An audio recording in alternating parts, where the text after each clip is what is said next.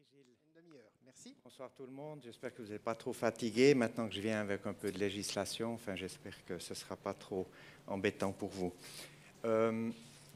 Voilà, Gilles m'a demandé de présenter le côté un peu législatif, un peu plus structuré. J'ai tout de suite dit oui parce que c'est vrai qu'en tant que vétérinaire cantonal, comme il l'a très bien dit, la vie, la mort, les soins, la souffrance, ça fait partie de en fait, notre tâche quotidienne. En revanche, en ce qui concerne la fin de vie des chevaux, c'est arrivé dans les années 2000 où j'étais vétérinaire cantonal, on n'en parlait pas tellement. Ce n'était pas tellement un sujet de discussion. En plus, dans l'ordonnance, on n'avait rien sur les chevaux, donc on l'a introduit par la suite. On avait une directive, oui, mais ça, ce n'était pas vraiment quelque chose qui était ancré dans la législation. C'est que par la suite, où j'ai travaillé, comme il l'a dit, à l'Office fédéral, où j'étais responsable de la protection des animaux, ou dans le cadre de la Fédération des vétérinaires européens, j'ai participé au Animal Working, dans le groupe de la protection des animaux de la Fédération des vétérinaires européens, où le problème est venu très actuel, notamment en Angleterre, en France, où là, mes collègues ont dit, mais là, il faut qu'on fasse un document, il faut qu'on fasse un papier pour que les vétérinaires se positionnent par rapport à cette fin de vie des chevaux. Et j'ai découvert tout un monde. Pour moi, c'était nouveau, toute la problématique a été discutée aujourd'hui. Et puis, je suis super content d'arriver un peu à la fin parce que ça me donne un peu une base pour tout ce que je vais dire, parce que là, ça va vous parler beaucoup plus avec tout ce que vous avez entendu jusqu'à maintenant. Voilà, donc merci Gilles d'avoir demandé. Je vais venir au plus concret. Je me suis concentré je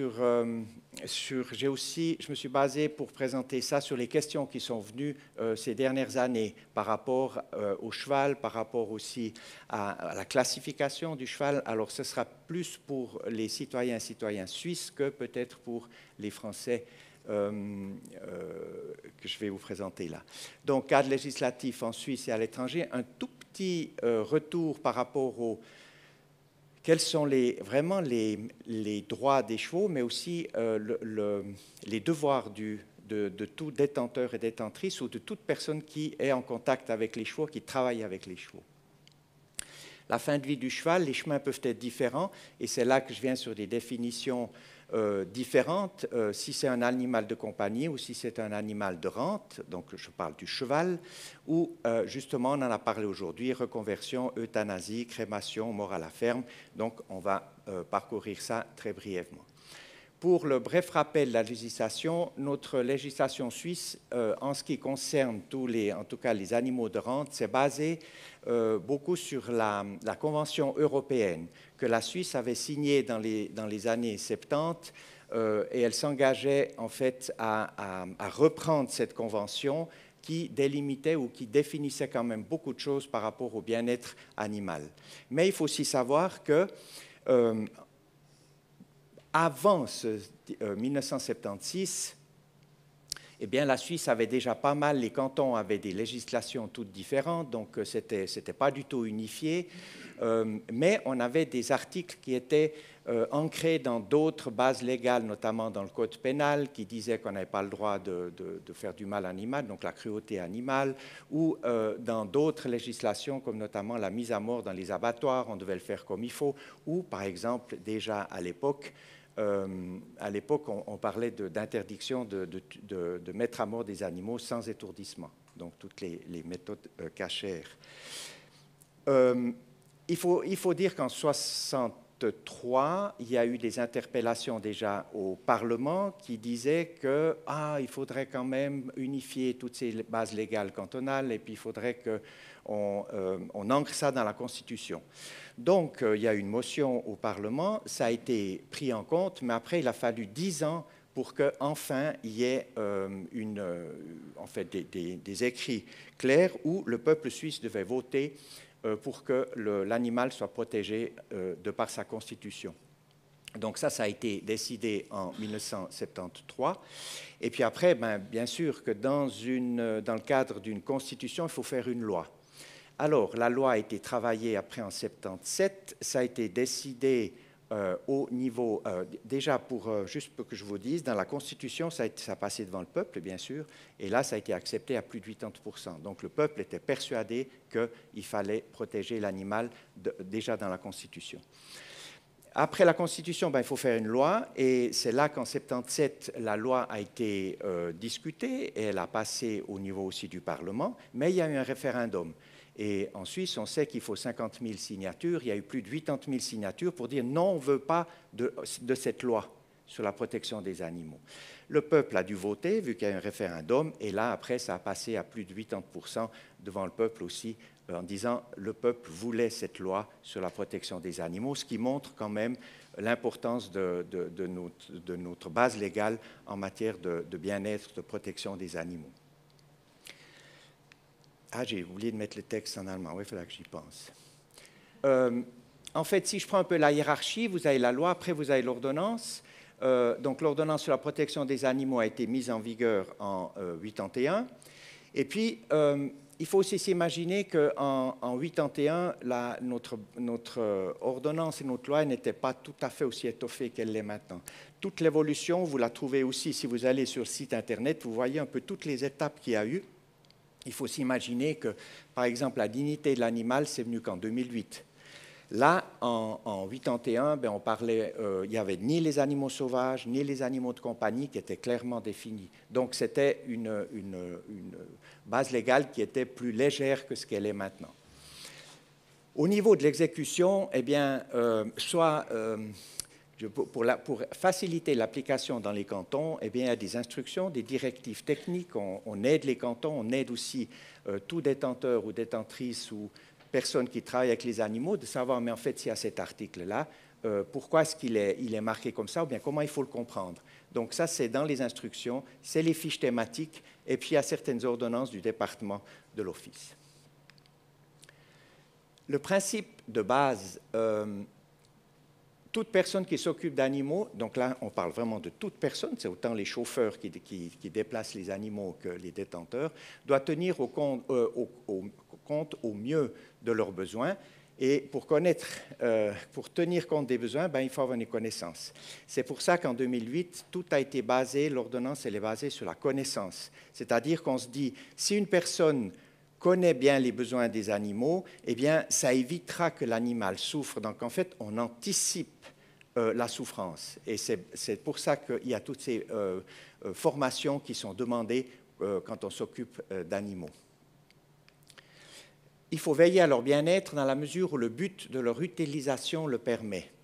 Donc, qu'est-ce que ça veut dire? Veiller à leur bien-être, on a entendu, bien-être, il y a différentes définitions. Là, on parle quand on parle de bien-être, il faut qu'ils soient en bonne santé, il ne faut pas leur provoquer des maux, des douleurs, de l'anxiété. Il faut que leur faculté en fait, d'adaptation soit optimisée, c'est-à-dire qu'on ne peut pas mettre un animal dans un contexte complètement différent et puis demander à ce qu'il s'adapte à son milieu. Donc, c'est quelque chose qui est absolument pas tolérable. Et puis, il faut que la détention et l'alimentation correspondent aussi à ses besoins. Et puis surtout aussi qu'ils puissent exprimer ou qu'ils puissent vivre selon ses besoins. Et après, quand on voit but de leur utilisation le permet, eh bien, il faut avouer que dans la législation, le législateur a voulu qu'on traite un peu différemment certaines catégories d'animaux. L'animal de rente, c'est de la production, donc on part du principe que l'homme a besoin de ça, donc le statut de la protection sera beaucoup moins haut chez l'animal de rente que l'animal de compagnie. Il faut l'accepter.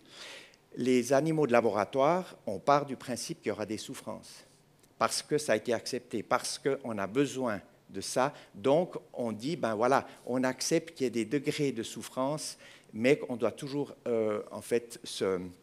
on doit toujours garantir quand même que la souffrance soit minimale. Toute personne ne doit, de façon injustifiée, causer à des animaux des douleurs, des maux, des dommages, on l'a entendu maintenant plusieurs fois, les mettre dans un état d'anxiété et porter atteinte à leur dignité. Le mot dignité vient, je reviens là-dessus, et d'une autre manière. Il est interdit de maltraiter les animaux, de les négliger ou de les surmener inutilement. Alors, dans le milieu du sport, ça, c'est extrêmement important. les surmener inutilement. Et là, on a beaucoup de force pour intervenir si tout d'un coup on voit que avec des moyens ou d'autres, eh bien, on profite de ça pour stimuler par exemple des animaux alors qu'ils ne devraient pas. La dignité, ben, on est un des seuls pays à avoir mis la dignité dans notre législation. La dignité, eh bien, c'est la valeur propre de l'animal. Donc c'est une nouvelle notion qui va en fait qui est opposée à l'anthropocentrisme, qui, lui, où l'homme dit ben, l'animal, il est au service de l'homme, et tout d'un coup, hop, on inverse et on dit ben, l'animal, il a sa valeur propre, donc on doit tenir compte de ses besoins. Et ça a beaucoup changé, bien sûr, toute l'application de l'ordonnance, enfin de la législation sur la protection des animaux.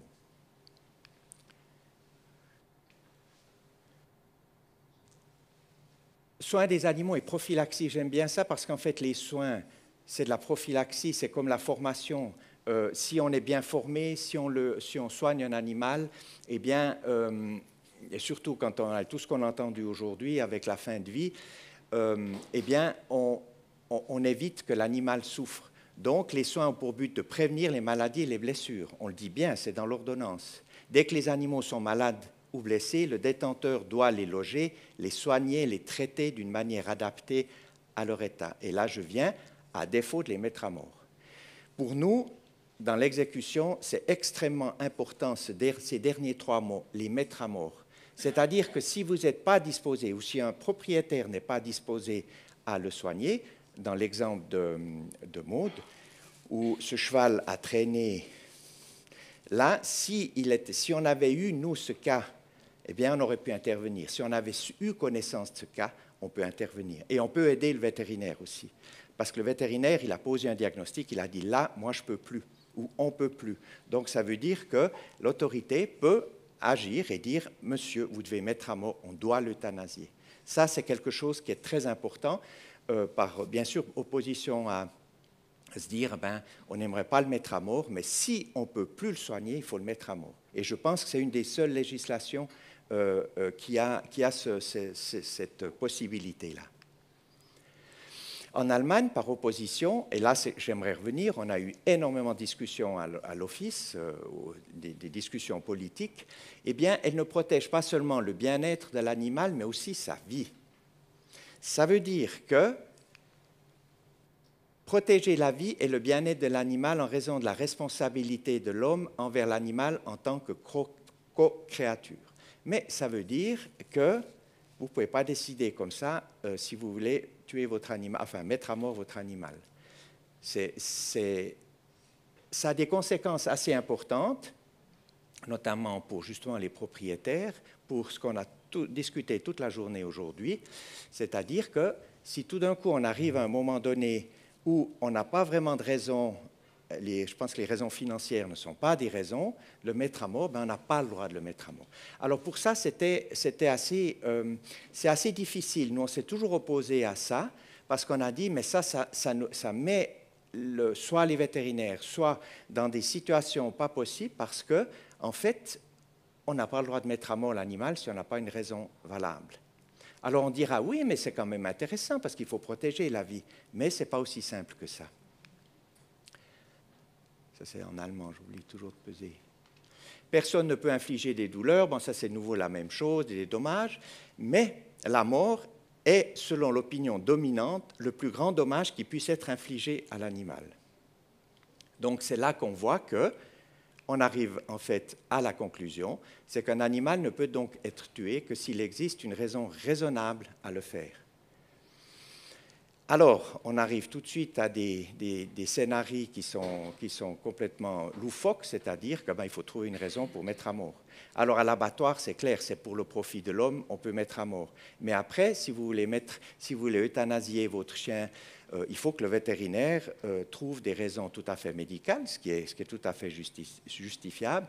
Mais on arrive à des situations complètement difficile aussi juridiquement, parce qu'il y a des recours, parce qu'il faut une raison spéciale. Et puis, le vétérinaire, ça met le vétérinaire dans des situations assez difficiles, c'est que s'il a la pression de la détentrice ou du détenteur, qu'il veut, je reviendrai là-dessus par rapport à l'euthanasie de convention, eh bien, ça le met sous pression parce que, écoutez, je n'ai pas le droit de l'endormir, je dois trouver une raison. Donc, vous pouvez vous imaginer un petit peu la situation dans laquelle peut se trouver ce moment, en fait, de l'euthanasie ou de la mise à mort.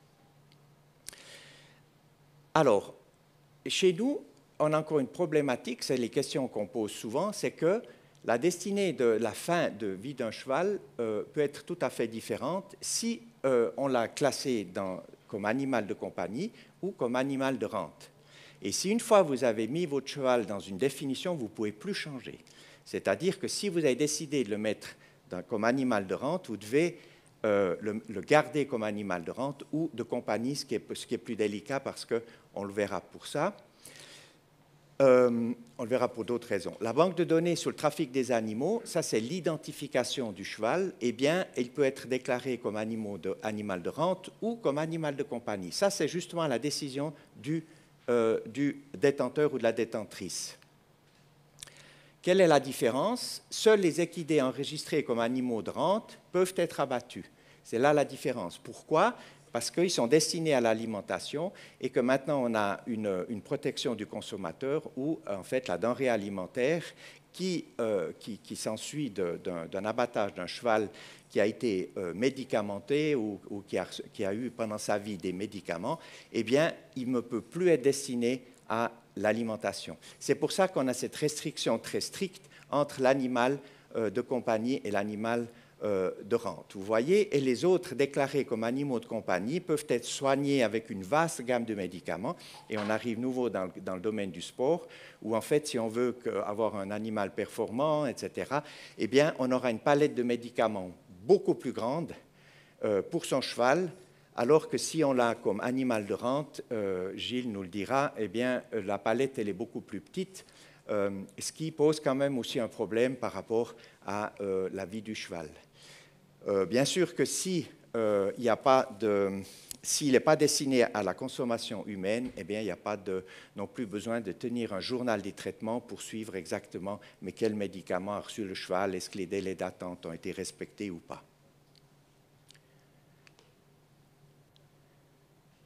Les chemins sont différents. Là encore, je dis encore une définition différente, c'est que selon l'ordonnance concernant l'élimination des sous-produits animaux, ça c'est quand vous avez un cadavre d'un animal, eh bien, si c'est un animal de compagnie, vous devez l'éliminer par incinération. Donc là, on voit à nouveau que si vous avez décidé que votre cheval était un animal de compagnie, eh bien, vous devez, si au moment, en fin de vie, vous devez décider, enfin, vous ne devez pas décider, vous devez l'incinérer. Donc, c'est des chemins qui sont différents. Comme c'est assez compliqué, je vous ai mis ici la référence, c'est une fiche informative qui a été faite par l'OSAV et qui explique toutes ces différences parce que c'est un vrai casse-tête par rapport à, en fait, à toutes ces définitions. Toujours dans les chemins différents, les différentes solutions peuvent avoir des conséquences financières importantes. Je disais, l'euthanasie des équidés malades ou âgés déclarés comme animal de compagnie et donc non destinés à l'abattage entraîne des frais vétérinaires. Il ne faut pas l'oublier. C'est bien tout le monde? Voilà. Comme ils ne peuvent pas être abattus, ils doivent être éliminés, ce qui entraîne des frais supplémentaires pour le ou la propriétaire. Donc en fait, on voit là aussi, c'est qu'il faut y penser avant de décider si votre cheval est un animal de compagnie ou un animal qui reste un animal de rente. La reconversion, là, ça c'est les différentes destinées. Reconversion, on en a parlé toute la journée, ce n'est pas le but de revenir. Les homes pour vieux chevaux, je ne vais pas revenir non plus. Il y a 2-3 définitions que je pense que c'est plus ou moins clair pour tout le monde. C'est une solution qui est tout à fait envisageable, mais qui est aussi coûteuse. Euthanasie par le vétérinaire, qui est en principe qui est par injection, la mise à mort par étourdissement, euthanasie par un non-vétérinaire, qui n'est pas par injection, et la saignée, qui est la mise à mort en fait proprement dite. Après, la destinée, c'est l'incinération, crémation, aliment pour les os, je reviendrai. L'analyse montre qu'il y a certaines règles à respecter dans la reconversion. C'est certainement une option à retenir, on l'a entendu aujourd'hui, je pense que, mais elle est délicate. Et puis, vous avez entendu les exposés de Vincent et de Julie. Ça, c'est aussi, tu l'as aussi dit, Maud, E signifie bonne et tétanos signifie mort, c'est-à-dire que c'est une bonne mort. Ça, c'est la définition qui a été faite par l'American Veterinary Medical Association. Et puis, les raisons de l'euthanasie peuvent être médicales, sanitaires ou de convenance. Et je reviendrai peut-être plus sur le convenance. Pour une euthanasie normale, le vétérinaire évalue sa nécessité et doit obtenir le consentement éclairé du détenteur. C'est clair, c'est une discussion entre le vétérinaire et le propriétaire ou la propriétaire. L'euthanasie, elle est définie, j'aimerais vous dire, parce qu'il y a une confusion des fois, parce qu'il y en a qui parlent d'euthanasie, le vétérinaire ne parle pas la même chose de l'euthanasie que certaines personnes. L'euthanasie, ça veut dire bonne mort, c'est tout ce que ça veut dire. Alors on voit que, par exemple, ici, l'Organisation mondiale de la santé animale définit comme ceci, c'est un acte consistant à provoquer la mort au moyen d'une méthode provoquant une perte de conscience rapide et irréversible avec un minimum de douleur et de détresse pour l'animal. L'abattoir, c'est aussi un genre d'euthanasie. Donc, ça ouvre bien sûr la porte à plusieurs voies. L'Ordre des vétérinaires français qui a défini ça en 2020, ils disent que l'euthanasie animale est un acte vétérinaire consistant à provoquer la mort d'un animal parentéral, donc par injection, en entraînant une perte de conscience rapide et irréversible, ça c'est clair, hein, c'est ce qu'on veut. D'ailleurs, dans nos fiches informatives pour la mise à mort de tous les animaux qu'on a chez nous en France, l'euthanasie, c'est la méthode de préférence qu'on a choisie, en tout cas scientifiquement, c'est la méthode. Et puis là, ils disent garantissant un minimum de douleur et de détresse, réalisé conformément aux bonnes pratiques professionnelles. C'est pour qu'on reste dans un cadre tout à fait professionnel. L'euthanasie de convenance, ça a provoqué pas mal de problèmes. Et puis, quand j'entends Maud ou bien Vincent qui parlaient du moment de l'euthanasie, ce n'est pas seulement l'euthanasie, mais c'est tout le moment avant, eh bien, je comprends que ça pose problème à un vétérinaire quand on lui demande de faire une euthanasie de convenance, parce qu'on est tous d'accord que la période avant, si on arrive au point où on doit euthanasier un animal, eh bien, c'est qu'il y a une période avant, c'est qu'il y a eu tout un contexte, il y a une histoire qui nous aide à euthanasier l'animal, autant pour le vétérinaire que pour le propriétaire. Si on n'a pas ça, le vétérinaire, il aura de la peine à le faire. Et ça, c'est un grand problème qu'on a. Il y a aussi un taux de suicide, paraît-il, selon les études, qui viendrait des vétérinaires qui doivent euthanasier beaucoup d'animaux, alors qu'ils n'aimeraient pas les euthanasier. Donc, on voit que ce problème éthique qu'il y a, problème éthique, problèmes légaux, législation suivant le pays où vous êtes, dilemme pour les vétérinaires quand il est mis sous pression alors qu'il n'a pas envie d'euthanasier. Alors il y en a dit aller chez l'autre, et puis l'autre il le fera peut-être ou il ne le fera pas. Et puis problème politique, là j'ai vu qu'au niveau de la France, il y avait, en fait, ils voulaient un peu soulager les vétérinaires de cette pression, et ils se sont dit, ah ben oui, avant qu'un vétérinaire doive euthanasier un animal, s'il n'est pas d'accord, il doit faire référence à un collège. Et il y a eu une opposition des vétérinaires français, tu me diras si ce n'est pas tout à fait juste, où ils ont dit non, nous on veut quand même être responsables et décider nous-mêmes si on peut euthanasier cet animal et pas nous faire dicter par un collège qui serait en dehors de tout ça. Crémation, je ne veux pas revenir. Donc là, il y a certaines définitions de crémation que j'ai trouvées assez bien parce que ça aussi, c'est une évolution. Il y a encore 20 ans, on ne parlait pas du tout de ça. Eh bien, nous, on a aussi dû nous adapter et traiter, quand on parle d'élimination des sous-produits animaux ou des cadavres, on a dû tenir dans l'application dans le canton aussi d'avoir des centres un petit peu plus propres, si la personne va aller amener son animal, bien qu'il soit confronté en fait à un environnement qui est adéquat et avoir l'impression qu'il fait du bien encore dans ces derniers moments de la vie de leur animal. Mise à mort de l'écurie, je vais quand même en parler encore quelques minutes parce que ça fait pas mal de discussions. Normalement, il y a une pratique qui était faite, c'est-à-dire que le boucher va sur l'exploitation, il tue l'animal et puis après, il le transporte soit dans une crémation, soit aux déchets animaux qui sont officiels par le canton. Eh bien, la mise à mort à la ferme, elle est possible. Elle est possible si vous étourdissez l'animal avec une cheville percutante, je m'excuse l'expression, mais c'est ça, c'est un coup, c'est un étourdissement et c'est une saignée. Donc sur l'exploitation, si vous avez un boucher qui vient mettre à mort un animal chez vous, il doit le saigner. Donc vous pouvez vous imaginer ce que c'est que sur l'exploitation, dans votre écurie, vous devez encore saigner votre cheval. C'est quelque chose qui n'est pas, enfin à mon avis, qui est très difficile à supporter. Donc, mais ça, il faut le savoir. Alors, il faut le mettre à mort de cette manière-là. Après, vous l'amenez à l'incinération, à la crémation. Et puis, il y a encore une possibilité, mais celle-ci, elle n'est pas tout à fait claire au niveau juridique. C'est que l'OS, donc l'ordonnance sur l'élimination des sous-produits animaux, donne la possibilité, en fait, quand il a été euthanasié, de le donner aux zoos comme nourriture pour les tigres ou pour d'autres carnivores. Mais il faut s'imaginer que s'il a reçu l'euthanasie, le médicament du vétérinaire, ça ne sera pas tout à fait correct parce qu'il y a du médicament dedans, il y a des barbituriques qui auront une conséquence, bien sûr, sur les animaux qui vont manger la viande. Donc là, après éclaircissement avec l'OSAV, ils doivent encore adapter l'ordonnance pour que ça soit clair de ce côté-là, pour qu'on puisse en fait profiter de cette... oui, de ce corps qu'on ne veut pas brûler, mais qui peut être peut-être donné aux carnivores. Ça, c'est aussi dans cette fiche informative. Voilà, je voulais juste vous donner, j'ai encore 1 minute. Ça, c'est un bel exemple de reconversion. C'est une jument qui était achetée, qui vient d'Irlande, qui a été achetée par une de mes amies, mais que ma fille montait en demi-pension. Et puis, à l'âge de...